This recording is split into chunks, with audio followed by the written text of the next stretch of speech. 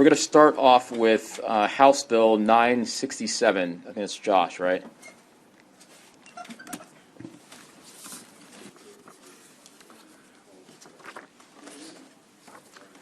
House Bill 967 authorizes Baltimore City to place 2 speed cameras on I-83 subject to existing signage and placement requirements, and requires a real-time display of a driver's traveling speed. From the fines collected as a result of violations enforced by the cameras, any balance remaining after costs are recovered would have to be remitted to the comptroller for distribution to the City Department of Transportation, to be used solely to assist in covering the cost of roadway improvements on I-83 in the city. The bill terminates June 30th, 2026. There is an amendment in your packet that's number 126718/1.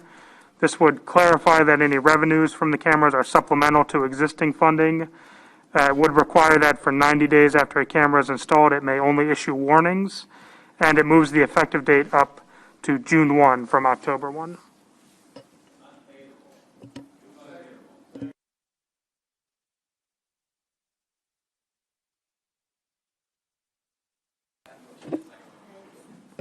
No, the bill was voted out of Baltimore City delegation, and we look forward to actually not supporting the unfavorable.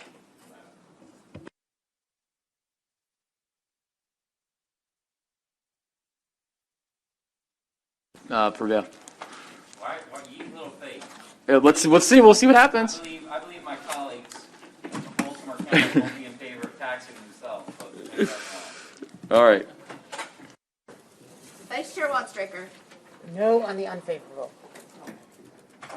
Senator Lee. No. Senator Castle. Yes. Senator Heddleman. No. Oh, Senator Really? West. yes. Really? Senator Sidnor. No. Senator Jackson. No. Senator Bailey. Yes. Senator Carter. No. Senator Huff. Yes.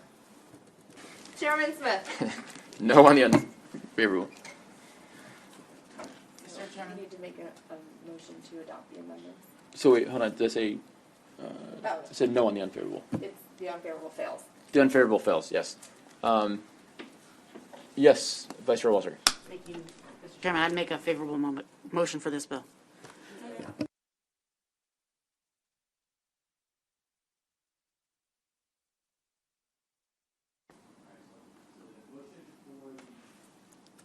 Unfavorable failed. So now we have amendments we need to adopt from the delegation. Is that right? Okay. Correct. Is there a motion to adopt those amendments? Okay. Is everyone okay adopting those amendments? Excellent. Vice Chair has made a motion for a favorable with amendments. It's been seconded. Let's roll that. Of course. Senator West. So how much are these tickets going to be for? Is there any limit as to how much the city can charge my constituents? That's Josh. Yeah, they would be subject to the existing rules for speed cameras, so it would be $40 for a citation issued by the camera. Okay, so this would not increase those amounts. No. That'll be next year's bill. Thank you. Senator Heddleman.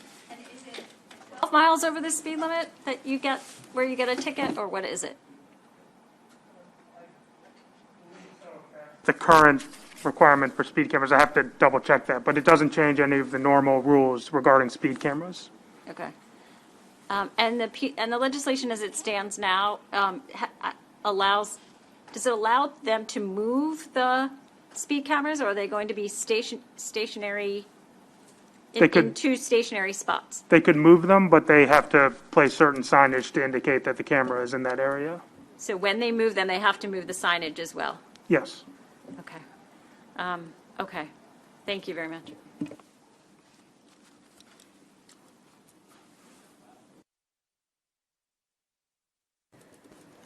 Vice Chair Waldstraker. Yes. Senator Lee. Yes. Senator Castle. Yes, expanding my vote. This would be the only piece of interstate highway in the state. This is a terrible precedent that local jurisdictions can put speed cameras on interstate highways. We're going to see this bill back thousands of times now as each jurisdiction through which our interstate highway system wants to use the speed cameras to raise revenue, and that's a terrible precedent to have.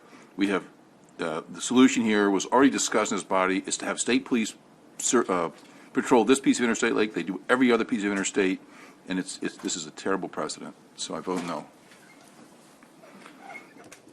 Senator Heddleman.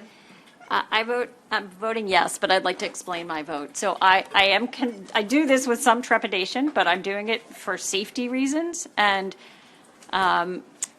this is a pretty treacherous, avenue in between the city and the county. And I do hope that people will moderate their speed to save lives, and this is one way of ensuring that sort of accountability. So I do so with some trepidation because I know it will affect a lot of people in my district, including some of my family members, but I do think it's the right thing for safety. Thank you. Senator West. No. Senator Sidnor. Yes. Senator Jackson. Yes. Senator Bailey. No. Senator Carter. Yes. Senator Huff. No. Chairman Smith. Yes.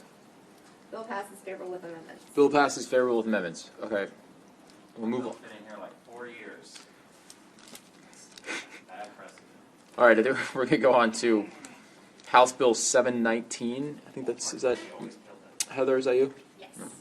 And then Senator West, I know you've got an amendment to this, so Sandy, can you pass this out? it's the bump and grind. Baltimore City.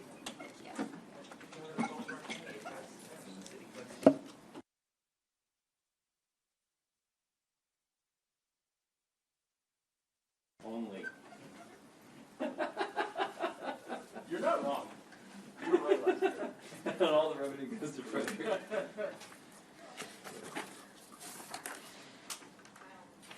So this is Senate Bill 582, cross-filed with House Bill 719. When JPR previously discussed this bill, JPR was looking at House Bill 719. However, the amendments that I'm passing out are amendments to the Senate bill.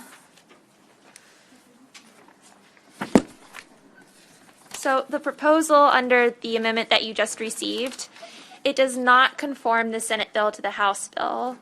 What this means is that on page 2 of the bill, line 3, a personal liability clause shall be unenforceable. The House bill had struck shall and replaced it with may. However, the proposal is to keep it as shall. And then you see I added a little caret with a star, so right there it would specify the period of time that the personal liability clause would be unenforceable. And that would line up with the catastrophic health emergency beginning on March 5th, 2020 through the revocation of the declaration. So under this proposal, a personal liability clause shall be unenforceable if during that time period, as a result of the declaration of emergency, the establishment ceased serving food or beverages to patrons on premise, or had to close to the public as a non-essential business, and the default causing the individual to become wholly or partially personally liable occurred during or between the time period of March 23rd, 2020 and September 30th, 2020. So then the proposal is that if an individual defaulted during that time period, the landlord could not then sue to collect under a personal liability clause until the emergency declaration is revoked and a period of time has passed.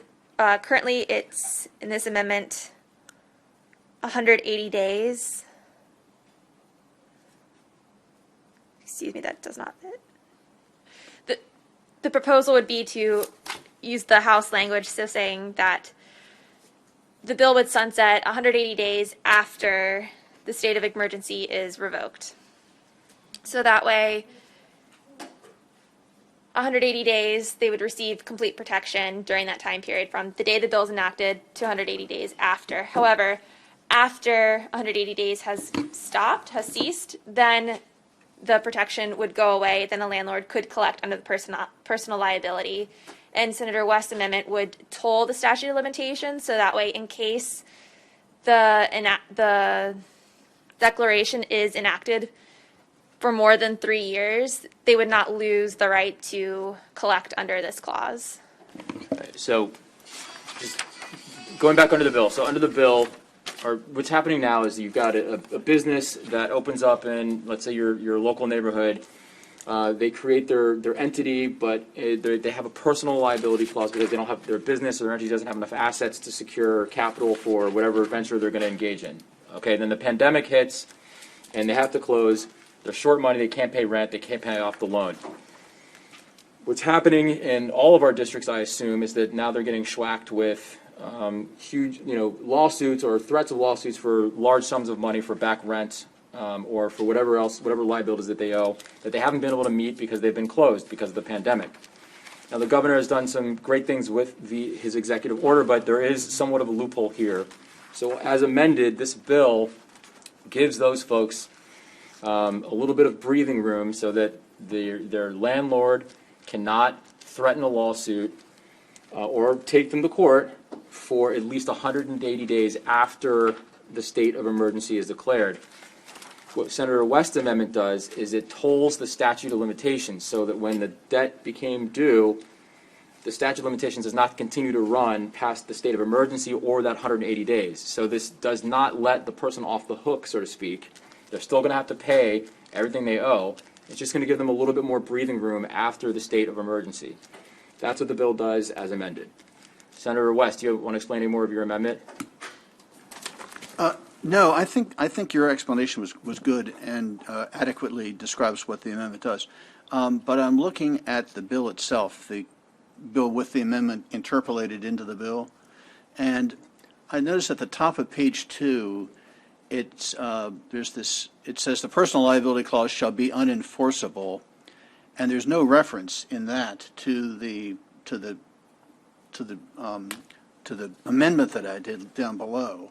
So I want to ask counsel, if we enact the bill as it is it conceivable that someone representing the tenant could come in and say, let's assume the landlord waits till after the period and the tolling of the statute of limitations, and then files the case. Could someone come in and say that this amendment didn't do the job, and that since the bill still says the personal liability clause shall be unenforceable in an unmodified way, that the landlord can't recover? So you're referring to line 3 on page 2, a personal Yes. liability clause shall be unenforceable. Yep. That's, I added a caret there with a little asterisk saying during. I see that. So my proposal, which would be to link that line down to the period of time of the effect of the bill. So that way, once the bill sunsets, and the period of time, the 180 days has lapsed, that stops the unenforceability provision. That would be great. I don't see that in my amendment here. So you're going to modify my amendment to make it read that way? Yes, that was my handwritten note. That was my proposal, my addition. Terrific. All right. That makes everything fine. Thank you. I'm just trying to understand this, where we are now. So during the tenant gets shut down, they go out of, they basically go defunct today because they couldn't recover. They gave it a try and they're shut down. So now the lease, though, was a 5-year lease. So there's a default. There's 4 more years left on the lease. And so because the tenant's default. So the personal guarantor is now potentially on the hook for 4 years worth of the lease. We know it's a down market right now, so there's a chance that the landlord's not going to be able to, it could be 2 years on the market before the landlord can release that thing. So now the person with the personal guarantee is on the hook for 2 years worth of rental payments on a commercial tenancy. So the business is gone. Now the 2 years from now, could the landlord now come back at that point and go after the personal guarantor under this lease, or under this bill?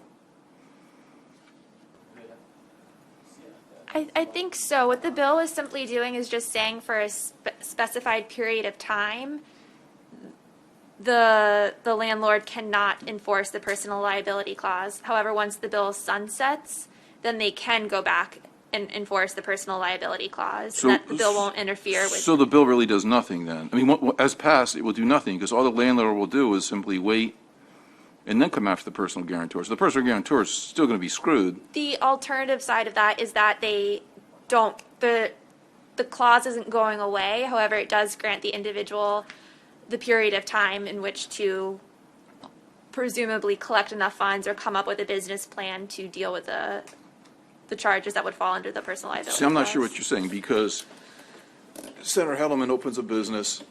She doesn't have the credit, so I'm her friend, so I give a personal guarantor. So she's running her pizza joint in the local mall. COVID hits, the mall's closed. She hangs on for 5 months in a closed mall. Eventually, she's like, I can't, I'm done. She files for bankruptcy. She's kaput. But she had a 4-year lease. She's only in the first year of it. So now I bet on her because I thought she was a pretty good business person. I never foresaw COVID. So now because the government shut her down, I'm on the hook. And the landlord can't lease the premises for 2 years. They try, but it's a dead spot in the mall. So now the landlord's going to recover for 2 years on a commercial lease. She's out of the picture because she went bankrupt, because she can do that because it's her business. I'm on the personal guarantee. So now the landlord just waits for 2 years, comes after me. So now I have a personal judgment for the 2 years because she was shut down because the state of emergency wouldn't let her operate. That's where we'll be when we pass this amendment. And somehow, I'm not feeling the justice, sorry. Went with Senator West, and then Senator Hedelman, and then I'll. Well, let me say, I think Senator Castley is right, but you know, when you get into business, you take risks, and so if we protected the guarantor under the circumstances, the landlord could go bankrupt. So the landlord cut a deal with the original operator of the pizza joint in the mall, and you decided that you would guarantee the lease, and so because of COVID and the serious financial consequences that ensued, someone is going to pay the price. It's either going to be the landlord or it's going to be the guarantor. And the guarantor struck a deal, a private deal, voluntarily, knowing that there are risks. There are all kinds of risks that always affect businesses. Let me give you, though, a more typical example than yours, and that is the pizza joint hangs on. It can't afford to pay its rent, but it still is getting some income. And now that the statistics show that the unemployment rate in Maryland's down to 6%, and the state's revenue is nearly what was projected before COVID, and the economy is moving forward. Now the pizza joint operators have a chance to start to make money again, and during this period of where the guarantee could not be enforced, they're making money, and they're in a position, because since they want to stay in business, the landlord can't come against the guarantor if the business is still in effect. So, in the more likely scenario, the landlord and the business would work out a payment plan over time, so the business would pay its rent, and the landlord would not have to go against the guarantor. I suspect that's the more likely scenario, but I understand that in your case, when you have a place that literally went out of business in a closed mall, that someone's going to have to pay the price, either the landlord or the guarantor, who voluntarily entered into this guarantee arrangement and took on whatever risks that involved. I think that, so I appreciate your scenario, but you're better off under this bill than current times, and you have more time in which to work something out. This legislation was crafted with an eye towards somebody who is providing their own personal guarantee and has a little more time to be able to protect their primary residence, for example, so that somebody can't come after your house in the midst of a global pandemic, and you have a little more time and protection to be able to work out a payment plan. So it is very, as I see it, as with this amendment too, it's very time limited to the unique situation that we're in, and it. I understand that personal guarantees are often the only way that people can, that landlords are willing to enter into agreements, rental agreements with tenants. So I understand that, and I've talked to some real estate agents about this, and real estate companies about this. And I think the fact that it is very narrowly tailored, and it doesn't let anyone off the hook for the debts that they owe, it just gives them a little more time and space and protection of some really important personal assets in order to be able to do that.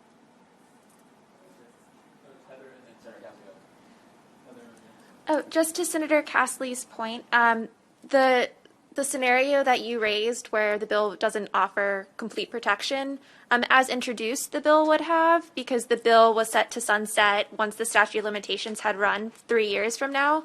So that way, under the bill as originally introduced, the personal liability clause would have been unenforceable completely. However, based on the advice that was received from the Attorney General's office that I circulated at a previous voting session, it was advised that there's a substantial risk that the bill would be found invalid, which is my understanding why the proposal to limit the bill temporary 180 days is why that proposal's before us. Okay, I understand it's a friendly amendment. I'm not going to interfere with Senator Hedelman's bill. I just, my difference with Senator West and I is that when I gave that personal guarantee, I never dreamed, that Senator Hedelman's pizza shop would be deprived of their constitutional right without any hearing or any due process to operate. And that just never entered into my mind. I knew she was a good pizza person. I knew she was credible. But I just never dreamed that the government would come in and just smash her constitutional rights and say, you can't do business for the next 8 months. So it's a little, I think, who gets burned when the government does that? So, all right, if it's a friendly amendment, I'm not going to oppose a friendly amendment, and I'll vote for the bill. I just think we're still in a bad predicament. Thank you. Can we adopt the amendment? Everyone's okay with that? The bill before you as amended. We further discussion on the bill.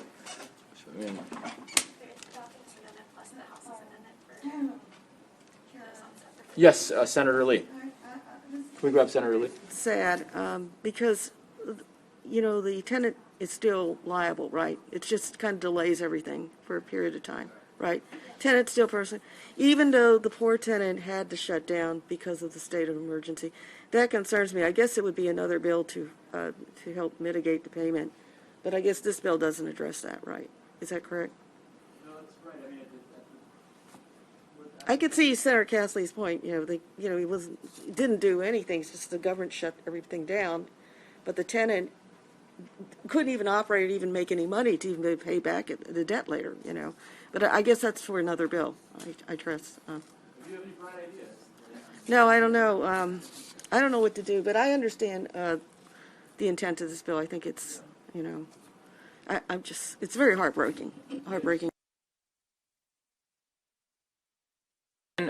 We are forgetting that some of these landlords, we keep thinking there's some giant corporate entity, multinational corporation that's billions of dollars. They might not be. They might be actually very small. It might not be a shopping center. It might be like a really small little building. They might be a really small company. Heck, they might have been smaller than the person actually even in there renting. So how long is it till, because I looked at the testimony, the realtors came in opposition, a bunch of business people came in opposition making that point that, hey, we're small business folks too. And so when would they get their money back? So then they can initiate. So 180 days after the conclusion of the state of emergency, they can go move for action to get to collect.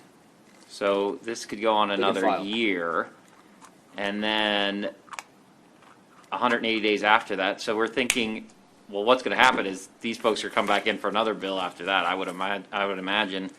So I guess what bothers me too is on the third party one. If it's a third party person, they basically, it's like going in the stock market. They invested, and clearly they had money because they made.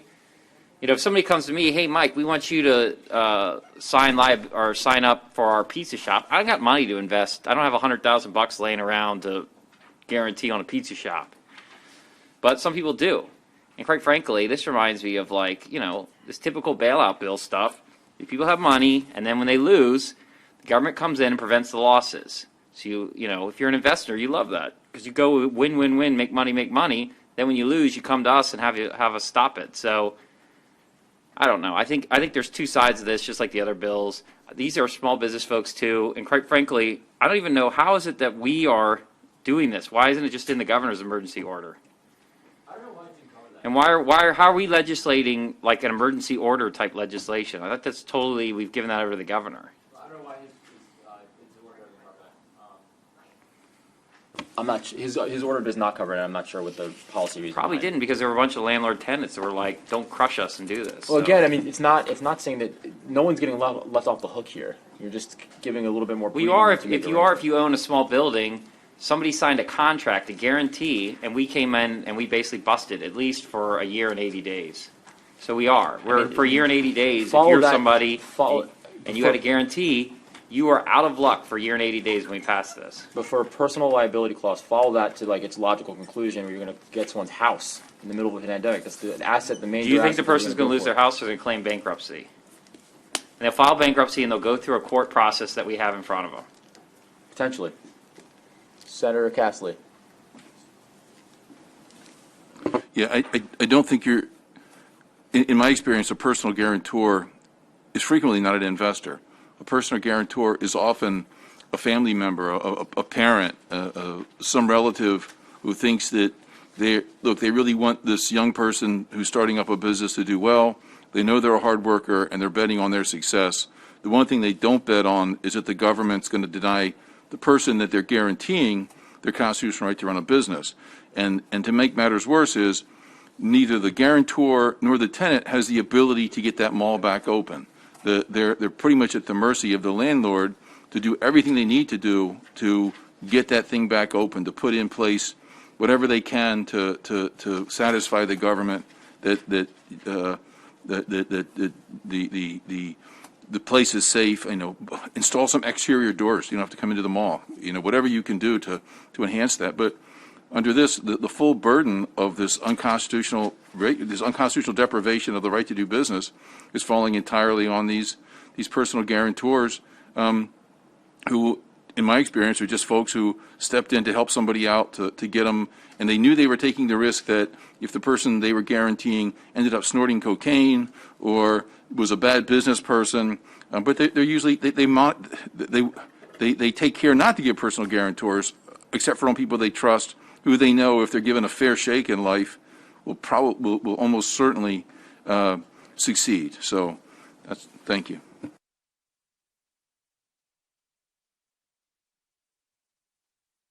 Because Delegate Parrish is here. Just give me 1 second. So have Heather just address some of the constitutional issues with the bill as it initially came in, and then we'll switch over. So one of the issues that was raised by the AG's office on the constitutional issue had to do with restricting access to the courts and the retroactive application of the bill as introduced. So the bill as introduced, it specified that the personal liability clause shall be unenforceable until the statute of limitations had run.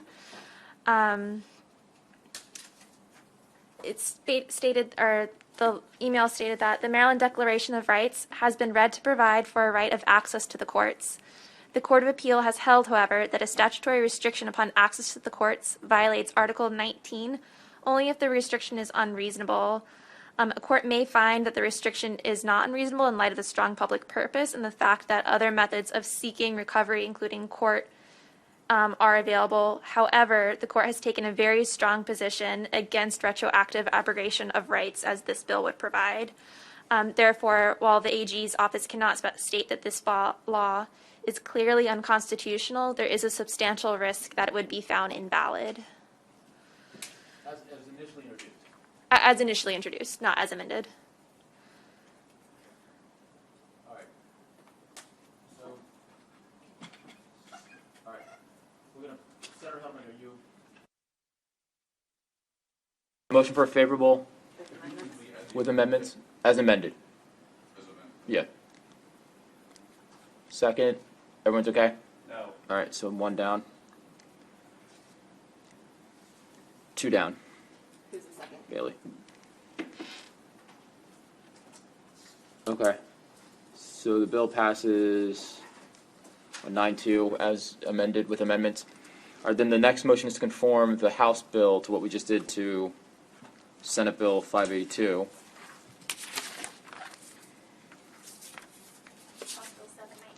House Bill 719. Everyone okay?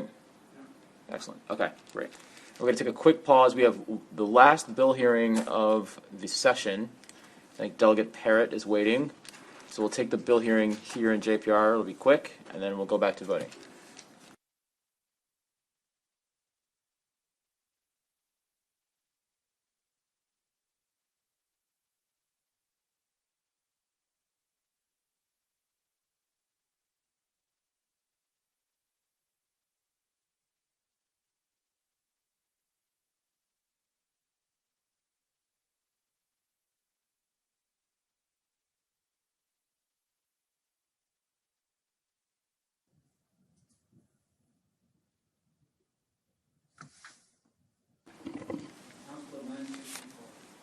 Hey, Delegate Parrott, what's going on? It's Senator Smith. You can't see us, but we can see you. We're piping you in through our TV screens here in the committee room. So all members of the committee are here, and we can start your bill hearing whenever you're ready to go. Oh, very good. Well, good morning, everybody in the committee. It's my pleasure to be with you here this morning. This is odd with Zoom that I can't see anybody, but I appreciate the introduction there. And this is, really want to appreciate you hearing this bill. It's House Bill 964, and we've gone through several years of iterations of this bill in the House, trying to see what could work. And this year we have the bill, so it's simply signing on the state highways and also using the overhead signing that would encourage motorists to stay to the right unless they're passing on the interstate highways. There's no penalty at all with the bill, which is very important for several members here in the House. But by having this signing, we're going to encourage people to drive in a more safe and courteous manner. And also, a lot of other states have laws where you can get pulled over for driving slowly in the left lane. And this helps to educate Maryland drivers in case they are driving in these other states to avoid getting traffic tickets, really, or something they would have no idea because it's not something we've educated our drivers here much in Maryland about. So I think this will be a helpful bill, and will increase safety, increase capacity, and help protect Maryland drivers when they're driving in other states. And I provided a PowerPoint that I think you all have, and people who have supported the bill, some of their testimony as well. So with that, I'd like to go ahead and open it up to questions. All right, excellent. Thank you, Delegate Parrott. I'm looking around the committee room. So Senator Sidnor has a question. Senator Sidnor. Thank you very much. No, probably more like a comment. A number of years ago, we had the bill that actually tried to penalize this, and I remember there being a crazy vote of Democrats and Republicans on both sides of the issue. So I think Delegate Parrott has done a good job of trying to address the issue without penalty. So that's it. A ringing endorsement from Senator Sidnor here. Bipartisan love. That's great. All right. Seeing no further. Thanks again for hearing the bill. I can't hear anything on this end. Okay, great. I think Senator Sidnor. Did you hear Senator Sidnor's comment? He just commended you for your hard work in bipartisan fashion for fashioning a stellar bill that takes away the penalties. Looks like you can't hear me. Okay. Well, we love you. There you go. All right. With that, that'll conclude the hearing for. This is exactly how communication between the Senate and the House usually goes. So, all right. All right. So with that, that'll conclude the bill hearing for House Bill 964. Thank you very much, Delegate. All right. Yeah. All right. We should do that. Do you want to do that? All right. Hold on one second. Sandy's going to. They're all done. They didn't have any questions. I can't hear you now, I'm sorry. Have a good day.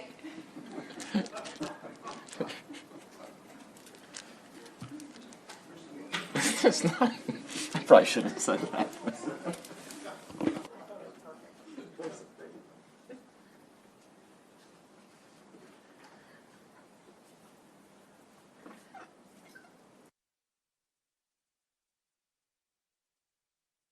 All right. Bill 964. So there's been a motion for favorable for House Bill 964. It's been seconded.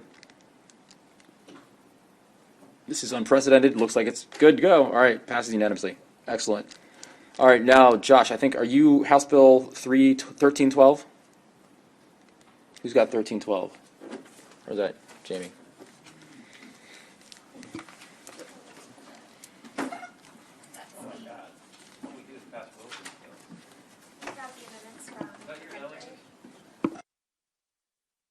Actually, while she's doing that, Josh, let's go to the SDAT bills for House Bill 839 and House Bill 647.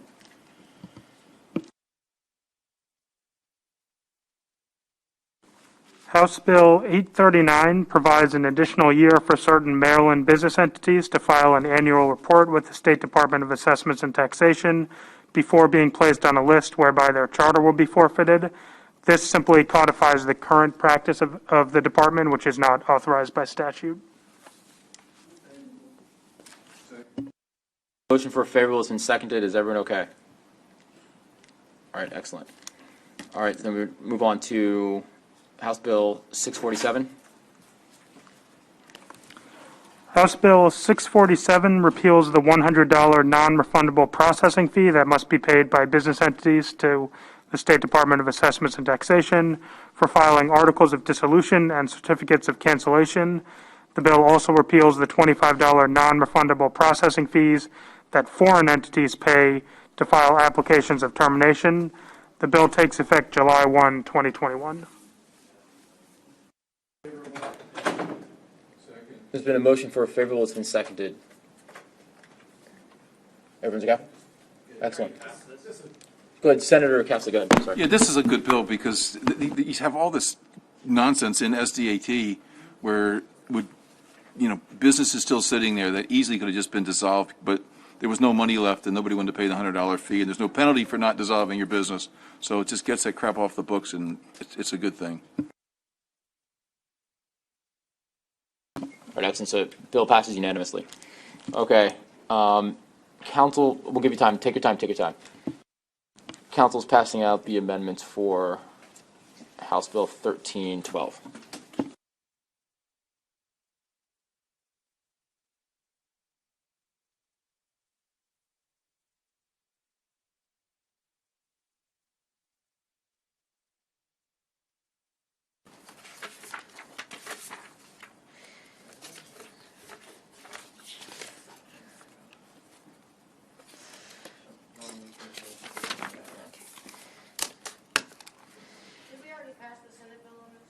No. Mm-mm. So this is the House bill. The proposal is for the Senate bill is to adopt the House amendments, and then with these additional amendments. So House Bill 1312, as amended by the House, kept in a provision that requires the judiciary to publish certain information that relates to evictions on its website and to make it available to the public. However, there is a proposal to strike the reference that the information must be based on census tract, because that is not a manner in which the judiciary currently collects this information, and then also to provide additional time to publish this information. So instead of, on page 4, line 10, instead of every 2 weeks, it would be the information must be published every 2 months. The next provision of the bill, so there's the publication of the eviction data by the Maryland judiciary. Then on page 4 of the bill, beginning on line 27, it provides for the catastrophic health emergencies and residential leases. And this provision is very similar to the current substantial loss of income executive order that is currently in place. So it would codify these provisions, and that is continues on to page 5 and page 6. And then the new language for this amendment appears on page 6 of the reprint. This is specifically dealing with the holdover evictions and a landlord who collects or receives rental assistance. So this provision would specify that if a landlord receives rental assistance from the government, they would be prohibited for 120 days after receipt of that money for filing to evict holdover. It does not deal with failure to pay rent because most of those provisions already require if a landlord receives rent, they cannot evict for failure to pay rent. This provision would also not interfere with a landlord's right to file for breach of lease. And then the bill also specifies exemptions for when a landlord may still file for, excuse me, holdover, and that appears on the unnumbered page after page 6 of the reprint.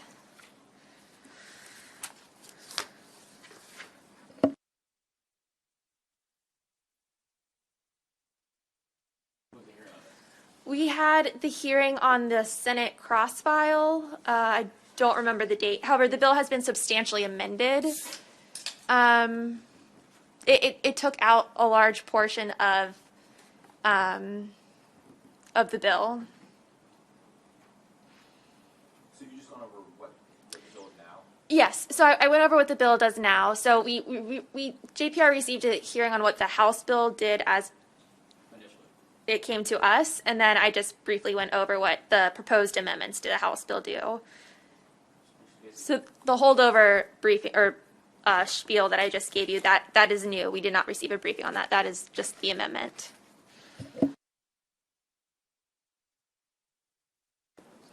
Go ahead. Oh, all right.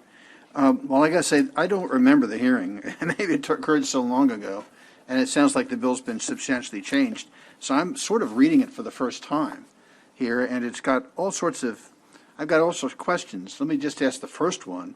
And on page 5, in section 8-103, A1 says, a tenant may raise a substantial cost of loss of income as an affirmative defense in an eviction proceeding during a catastrophic health emergency. So if that had been the law today, ever since last March, when the governor issued his emergency declaration, any tenant in Maryland would have been able to raise as a defense to the case a substantial loss of income all the way through. And if you assume, as I do, that the governor will leave the emergency declaration in place through the remainder of his term, tenants basically could avoid paying rent for several years in a row. That's not something that I could support.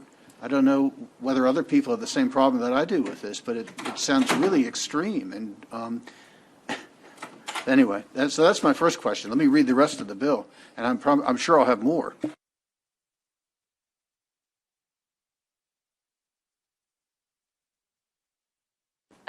What was the question? You didn't have a question. Yeah, thank you, Mr. Chairman. I just wanted to comment on that. So under the CDC moratorium, as well as the governor's eviction moratorium, you can currently raise that as a defense. So I think that's just putting this in statute. Am I right on that? I mean, you can use that as an affirmative defense for why you can't pay your rent and why you shouldn't be evicted. That doesn't mean you're going to win, but you can attest to that now in court under both the federal and the state moratorium. Well, as I said, I'm assuming that the governor is going to leave the emergency declaration in effect until January 2023. And whether or not he modifies some of the executive orders that he issued remains to be seen. But just to make it a matter of law that for a period of 3 years, from 2020 until 2023, no tenant in the state who has had a substantial loss of income no tenant has to pay rent, and the landlord can't evict them. We need to come up with a more nuanced policy than that. That's what the current practice by this governor is. And so this is putting this into statute to clarify it and to ensure that it continues. Obviously, I believe the moratorium from the federal government expires in June, and it has been re-upped, as has the governor's. So I think we just can't predict, and so I think that there is a benefit to putting it into statute.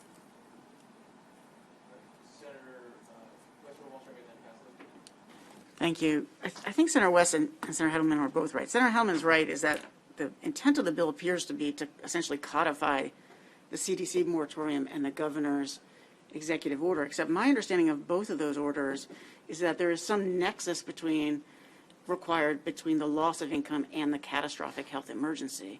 The bill as it is in front of us requires no such nexus. In other words, if you show up to your job drunk and you're fired because you're a machinist and you showed up to your job drunk, you have a substantial loss of income, but it is not related to the catastrophic health emergency. So I would think that we would want to at least have some nexus between the catastrophic health emergency and the failure to pay in the bill. It looks like maybe council thinks there is. So for that, I would recommend looking at the definition of substantial loss of income. So substantial loss of income, this is page 5, beginning on, it's unnumbered, or around line 7. Substantial loss of income means a substantial loss of income resulting from a catastrophic health emergency proclamation, including, and then it lists substantial loss of income due to job loss, reduction in compensated hours of work, closure of place of employment, or the need to miss work to care for a homebound school-aged child. So the loss of income must be from the catastrophic health emergency. That's the nexus as I interpret it.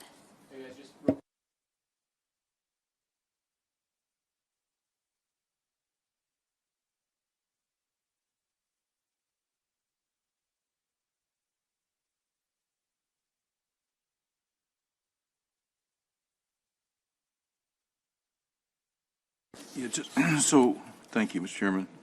Chairman. Couple issues with this. It says this applies to eviction proceedings. It doesn't specify a failure to pay rent eviction proceeding. So this would include a case where the person really has no right to be on the premises. For example, you have a case where a person leases a tenancy for a 1-year period, and it's clear in the lease that it expires at the end of that 1 year because the landlord is going to live there. They're going to renovate the house. They're going to tear the house down or something like that. So you knew going in this was a 1-year lease. You couldn't even come back in and get your property where the tenant already knew that this lease was over. So it goes beyond. I mean, this thing ought to be limited to a action where the tenant, for a failure to pay rent, and not any other. The other problem I have is it just says demonstrate to the court. There's no burden of proof in there. And that's where this takes us back to where the federal order was, which just basically said if a tenant pretty much comes in with anything, then the case is done. The tenant, under the federal order, the tenant can pretty much just come in and say, yeah, I lost my job, I don't have any income. Boom, you're going to have an automatic stay, and if the landlord persisted with the case, they were liable for like $100,000 or something if they persisted in the case. So I think there ought to be, the tenant can demonstrate, by a preponderance of the evidence or something to the court, and not just demonstrate, because demonstrate leaves it, show something, and you're done. So those are my two big issues with this. So I just want to say, under the CDC guidelines, the tenant has to have made rent payments as best as they can, and the tenant says that they would become homeless if evicted, and the tenant has to have applied for rental assistance. So I don't know if those provisions are included in here, but I just, that it's not like you just make an assertion and you're automatically eligible. I just wanted to clarify that. The provisions requiring the tenant to apply for rental assistance does not fall under the substantial loss of income portion of the bill. That is referred to in 8-1005, which deals with holding over. So we'll get to that. You already that piece, right? All right. Senator Huff? Yeah, 8-1004. Is this a statewide rent control on pricing for the whole state throughout the pandemic or the next, as long as it lasts? Page 6. During a catastrophic health emergency, the landlord may not increase the rent of a tenant or charge a tenant a fine or fee for non-payment, late payment, all that. So I guess here's my point with it. There's different markets. In the D.C. market, which Frederick County is, even in our neighborhood, the price of housing has gone up exponentially during this because much of the D.C. market has not been hit with high unemployment because most people are working for the government. And so to say that high-end units in the city of Frederick or high-end units in Potomac, that we're going to put rent control on those, I don't think we should have a statewide policy of rent control because it doesn't accurately reflect every market across the state. Some markets across the state are actually very hot. Unemployment is very low in some parts of the state, and real estate prices are going up a lot. So if you're paying more to acquire real estate, the prices are going up. I just don't think this is accurately reflecting of what's happening across the entire state. I'm sure there are parts of the state that are being hit much harder, but the D.C. region, real estate prices have gone up exponentially during this crisis.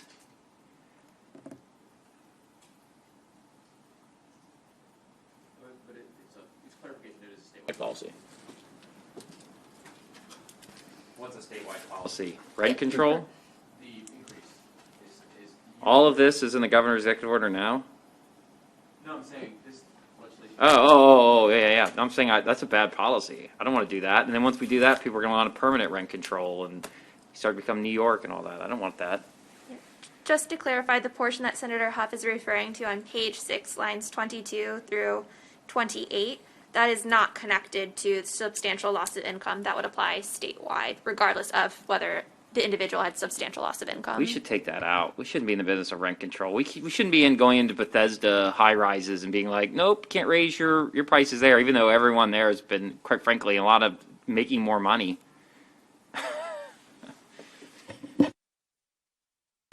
Yeah, in that same section that Heather and Senator Huff were just referring to, section 2 paragraph 2 under that would mean that if I'm fully and very well employed throughout the pandemic, my income suffers no degradation whatsoever, and I just don't abide by the lease, the landlord still could not charge a fine or a fee for the non-payment or late payment of the rent. So I got no excuse. I'm just not paying it. It's not connected with the pandemic in any way. So it's sort of that, statewide, whether you're, as Heather just explained, that section has no relationship to substantial loss of income. It just applies to all tenants. So that would. Employed by the government the whole time, in some cases are making more money during the pandemic than they were. I mean, we're totally forgetting that a large portion in the D.C. region, Howard County, Montgomery County, Frederick County, a large portion of our workforce is employed by the federal government or contracted by the federal government, and many of them not only didn't take a hit, actually were making more money. And so to go to the highest end real estate in those markets and say they cannot fine or put any fees or fines or anything on them and treat them as if this is the Great Depression, I just think it's totally unrealistic. I mean, unemployment in Maryland is 6.4. That's essentially what the national average normally is. When you take out Western Maryland, Eastern Shore, places that are really hard hit, and you get into Montgomery, I bet you, what's Montgomery County's? I bet it's just like 4%. 4% unemployment. So a county with 4% unemployment, we're going to do rent control. 2.5 or something? 2.9%. And so Montgomery County can do what they think is best for them, and that's why you should allow locals maybe in Allegheny County, they'll be like, we've been completely devastated, and so we need to do this. But to go statewide, I think just doesn't accurately reflect what's going on in different regions of the state. I think it makes sense to come on camera. It makes sense to tie that to the demonstrated need for assistance, or you can demonstrate a significant loss of income, which is the same hurdle you'd have to hit to get to exercise any sort of affirmative defense on that. So, sorry, go ahead. Yes. I think that type of an amendment makes sense. You want to see how you can write that down? So that proposal, on line 23, it would be amended as follows. During a catastrophic health emergency, if the tenant has demonstrated a substantial loss of income, the landlord may not increase the rent payment of the tenant or charge the tenant a fine or fee, and then the remainder would remain the same.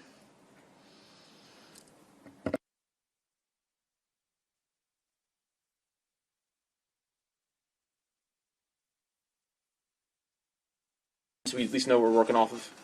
Sound good? All right. So now the amendment that council just read off, can we adopt that amendment as well? Okay, great. Senator Gasly.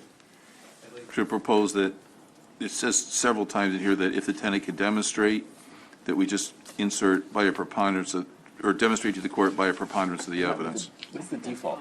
It's the default anyway. I think it's going to, we were kind of looking at it. Okay. I think it doesn't. Good. What are your thoughts on that? Since this is a civil case, my assumption would be that it would be by a preponderance of the evidence. Since it's silent.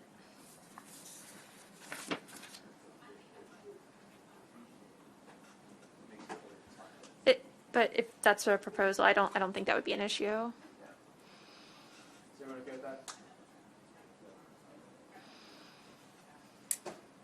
All right.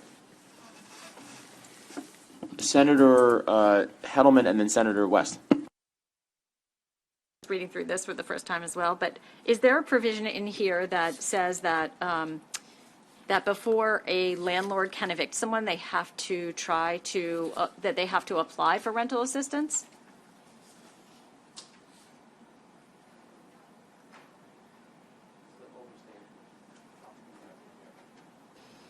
So I think you're referring to what JPR has not discussed yet, which is the amendment language. So right now JPR is discussing the bill as amended by the House. Okay. The proposed amendments, or the amendments that JPR just adopted, included how a court would treat a holdover proceeding. Right. And in order for the landlord to file under a holdover proceeding, there is a requirement that the landlord would need to seek potential rental assistance. Gotcha. Okay. Thank you very much. Where is that? So go to page 6. So that's at the unnumbered lines at the bottom of the page, and then it continues on to the following page, which is an unnumbered page.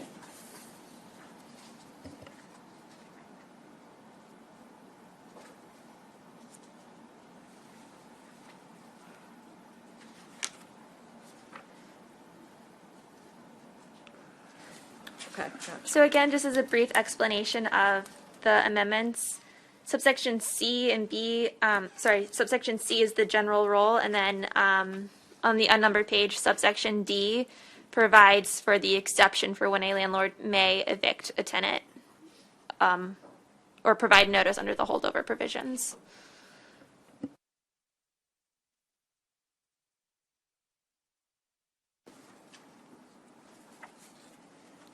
So here's my concern as I'm reading this for the first time.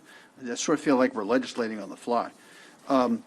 So a substantial loss of income means a substantial loss of income resulting from a catastrophic health emergency. But even a tenant who's sustained a substantial loss of income could have some income left in order to pay rent. And this basically says, even if the tenant has received rent relief, and the landlord has received that, so part of the rent has been paid, and the landlord has personal resources to pay the rest, then the landlord still can't evict the tenant. The various parts of the bill don't seem to hang together. So let's assume the tenant owes $1,000 a month, and the tenant has had a substantial loss of income, but he still has $500 a month to pay rent, and the rent relief accorded is $500 a month. So the tenant could pay the entire amount of rent, but under this bill, the tenant is permitted to withhold paying the $500 of rent that he can afford, and the landlord gets some rent relief, and the tenant can stay in the unit and not be evicted. That doesn't make sense. That's why I say this bill needs more nuance. This bill is just like a bludgeon, and if we were to take the time to craft a nuanced bill, it might work. But this bill is not nuanced, and I hate to pass a bill like this on the fly 2 days before we adjourn.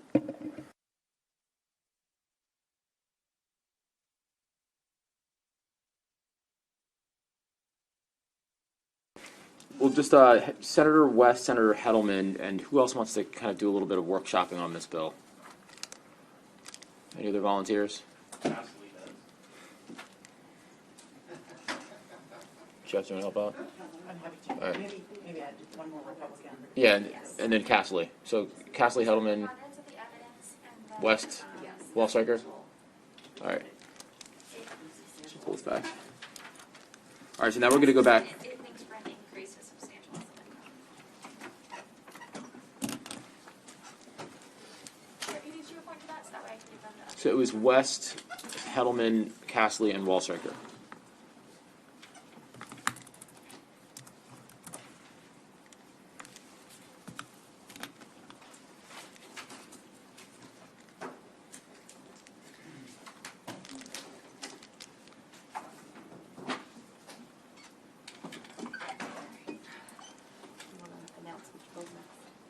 So is it House Bill 31?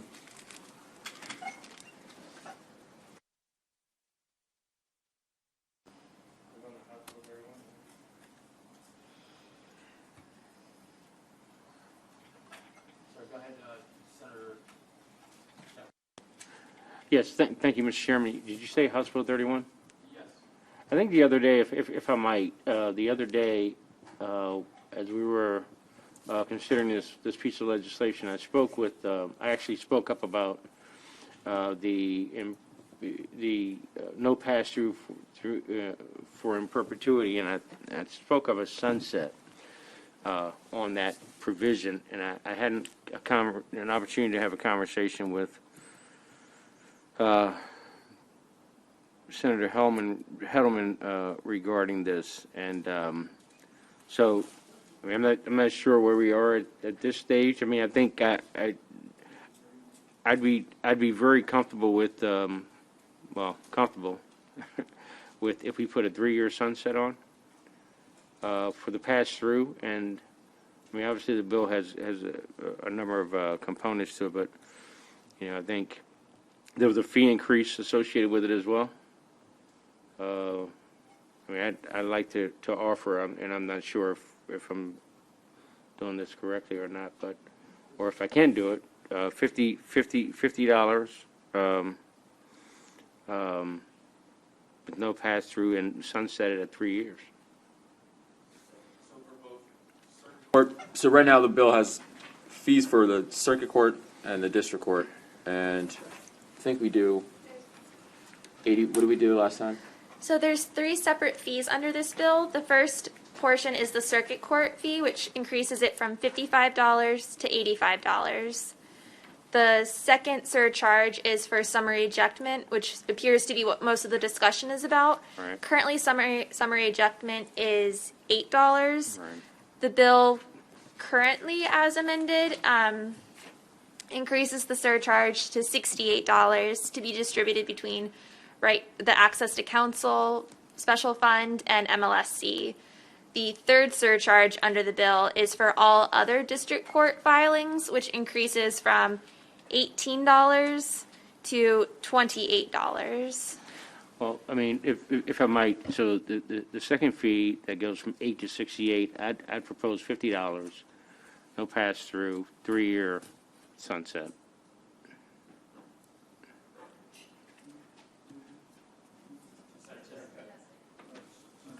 Second.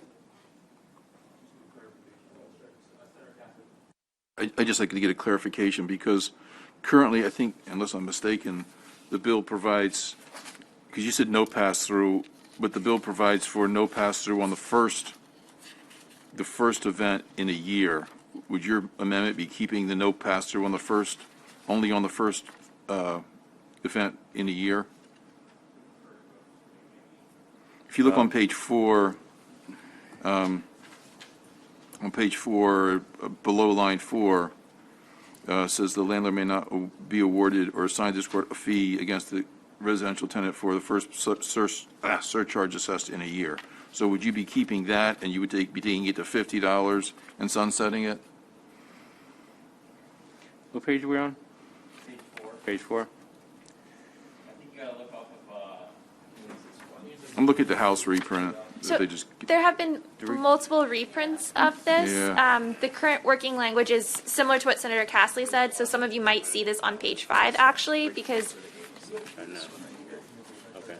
I can do that so everyone's looking at the same thing. Can you tell us what the number is for the latest one? yeah, let's do that. Okay. All right, thank you. all right, so we're just going to take a little pause here so that we can get the reprint of the latest version of the bill, so we're all working off the same thing.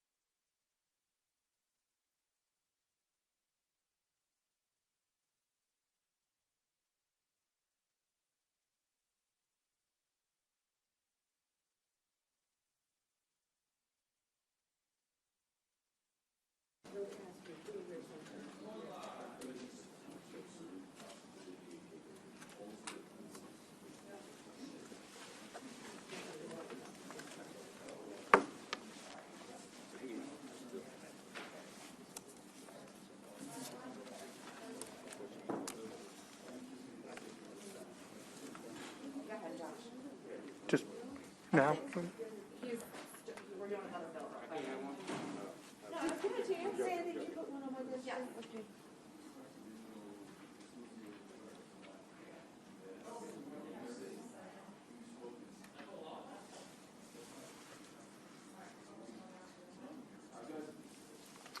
All right, so while council is preparing the reprint for the right to counsel bill, we are going to move forward with a couple of less controversial bills so we can get them off the deck. So Josh, go ahead. I think you're on, is it 1153? Okay, go ahead. House Bill 1153 exempts the State Board of Physicians from the requirement to approve the name of a professional entity whose members are licensed physicians.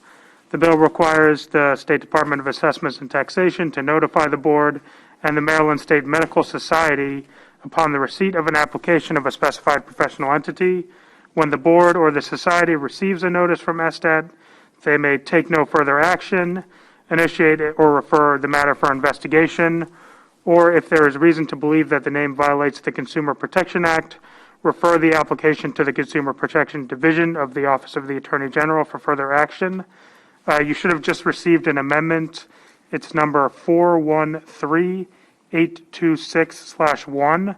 So this would remove the requirement that notification go to the Board of Physicians, and rather than, so whereas the bill is introduced would allow the society, if they believe that the name violates the Consumer Protection Act, to refer it to the Office of the Attorney General. Instead, with the amendment, if they believe the name is deceptive or misleading, they could refer it to the Department of Health.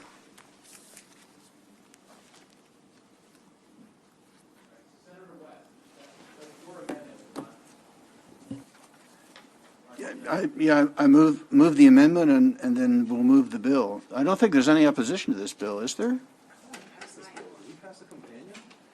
What's that?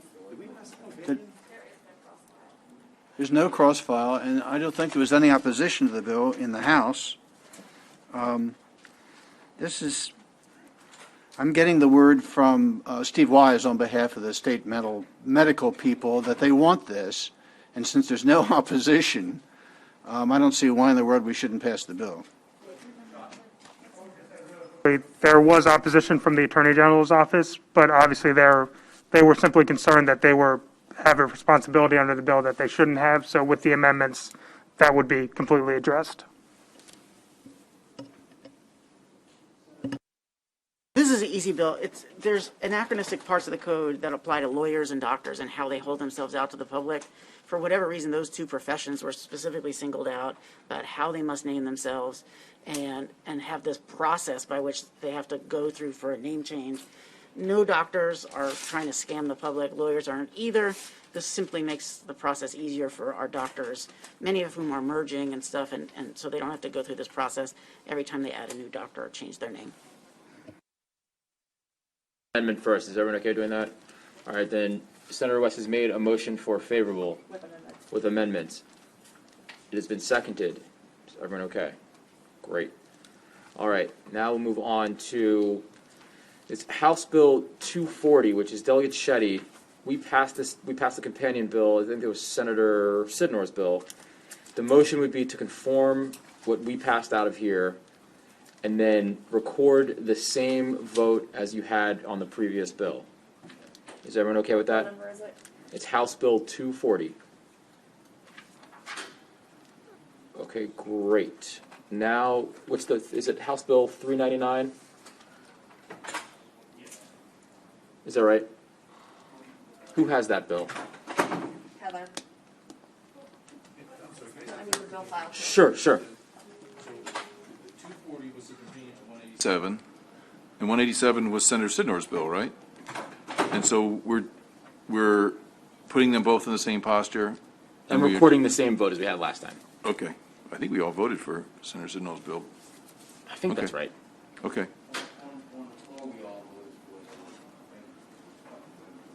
In committee. Got it. Oh, that's the one where I told you I would vote for. I forgot my questions answered, right? Right. You can put me down for a plus on the Okay. committee on that one. It's the same bill. Yeah. Yeah, well, I would have been the other no on that, and that's correct. I should have left it here. You on the second, because we voted for it. Thank you for pointing that out, Senator.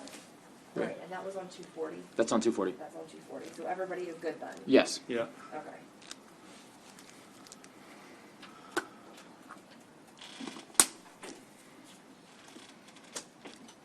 Heather is 399. Yeah. Yeah, it's not on the voting list. Do you want to do 425? It's non-controversial. It's around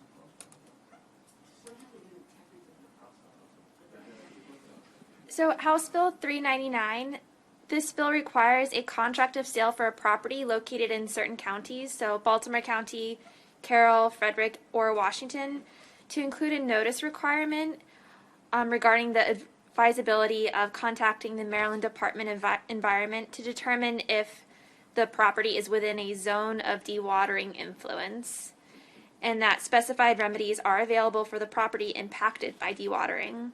The bill also establishes contractual rights for purchasers that do not receive the required notice. MDE must also develop and publish on its website a searchable map of zones of dewatering influence as identified by MDE under existing statutory provisions. So under the bill, the zone of dewatering means the area around a surface mine in hazard terrain designated by the Department of Environment. Just tells them, like, make a little map where these sinkholes are, right?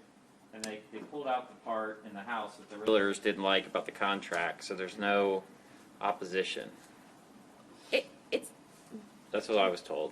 So it's not just a map, it also specifies that a purchaser that does not receive this notice required has the unconditional right to rescind the contract at any moment before or within 5 days after receipt of the notice. Yeah, so the realtors worked it out with them. There was originally, I guess, but the House amended some language out about the contract, correct?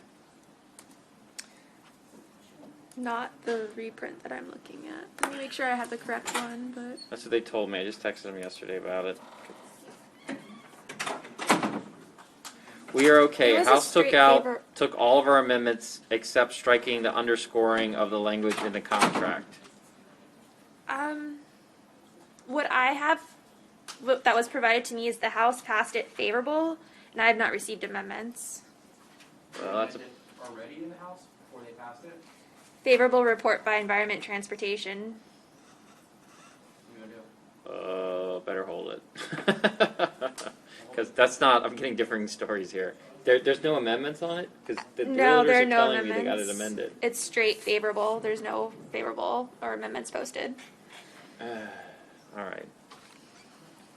We'll come back to it. Sorry, I thought that was ready. So then Jamie will go to pick. So this is for House Bill. Since we're almost done here, House Bill 425, which is Senator Lee's cross file. So the motion is to conform 425, the ransomware bill we did. Right. Go ahead, Jamie. The version passed by the Senate included an exception to possession of ransomware for the possession-related offense. The House version Don't worry, guys. doesn't have it, so you would be conforming to the Senate version. We changed on the floor a little bit. We had an You artistic. did. Took out artistic. I believe artistic came out and was replaced. It's okay to conform the Senate bill to what we did in the House bill to what we did in the Senate. Yep. All right, is everyone go to that? Record the same votes? Okay, great. Good memory on that. Yeah, Artistic. the artistic. That All was right. good callback. So now we've got House, so that, you got it, Sandy? Yeah. Awesome. Okay, now we've got House Bill 366. House Bill 366. Oh, sorry, I didn't hear you. Yeah. Jeff, you want to? Yeah.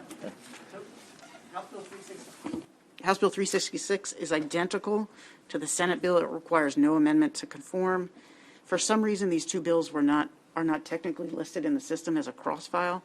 I don't know if that's an issue for council, but we have already passed this bill without controversy unanimously. Give me a second, because it's not in the system as a cross file. I'm sorry, I was the sponsor. This is the bill that allows a district court judge to quash a warrant issued by a commissioner when the person comes in. No, but we should do that. We got to talk to Charles about it.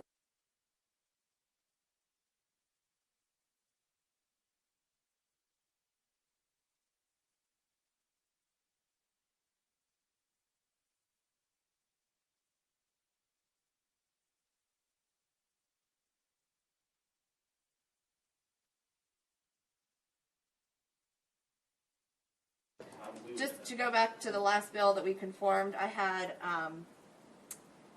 it was House Bill 425. Yeah. I just want to confirm, I had Castley and Huff voting against the Senate version, so are you guys still against the House version? Ransomware. Oh, I think I voted for it on the floor, so no, I'm fine now. You're fine? Yeah. And you're fine too, Senator Castley? Yeah. Okay. All right. My questions were answered.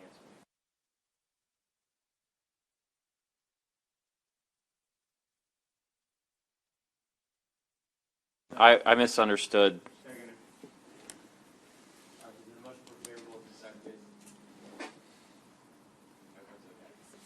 Okay. So it's 399 is favorable.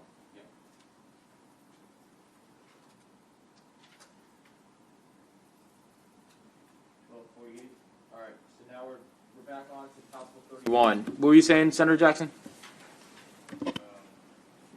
1248 should be easy, but if you want to go back to 30. Can you, sorry, I can't hear you. Sorry. No, I said 1248. I didn't know we were going back to 31 first. So. I don't know, anything with 1,000 or above number.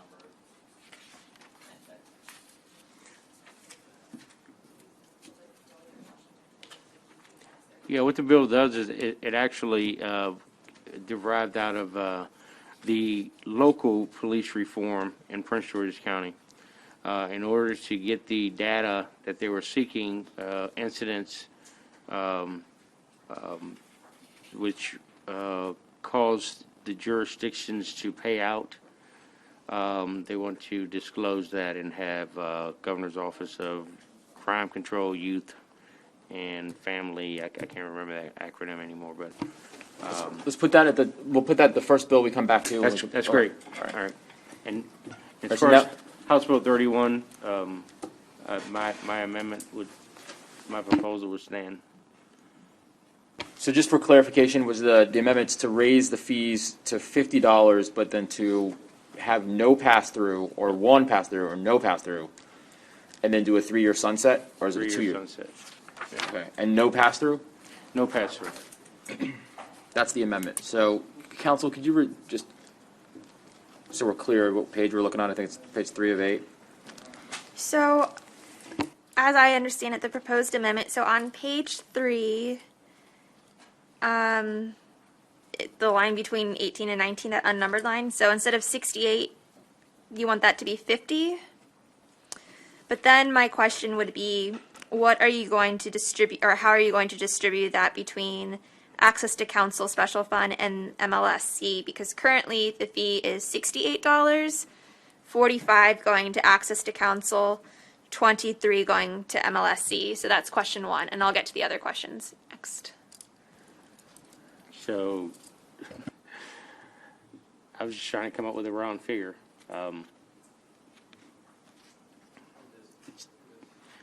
So with $68, $45 goes to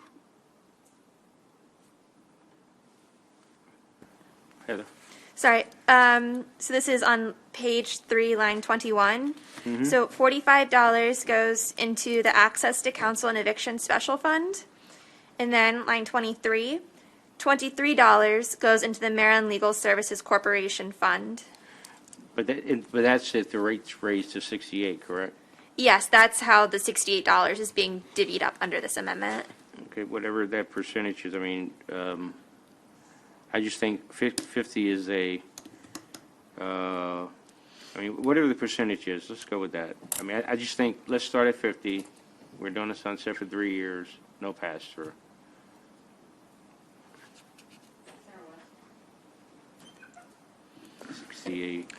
As much as I appreciate the thought behind the amendment, what we're trying to do here is fund the Civil Gideon for renters. And this takes us the wrong direction. This reduces the amount available for Civil Gideon for the renters. So Senator Heddleman and I have agreed. During lunch, I'm going to try to reach Secretary Holt, the Department of Housing and Community Development. We placed a call yesterday. I want to try to find out whether or not out of the $800 million the state's receiving from the federal government for rental assistance, Apparently, civil Gideon will cost $6 million in the first year. If they can give us $6 million, we can really reduce this fee. If not, we either need to leave the fee where it is or increase the fee in order to pay for the civil Gideon. So let me try to reach Secretary Holt I move we hold this bill till this afternoon. Right now. So we'll see you guys on the floor, 1 o'clock.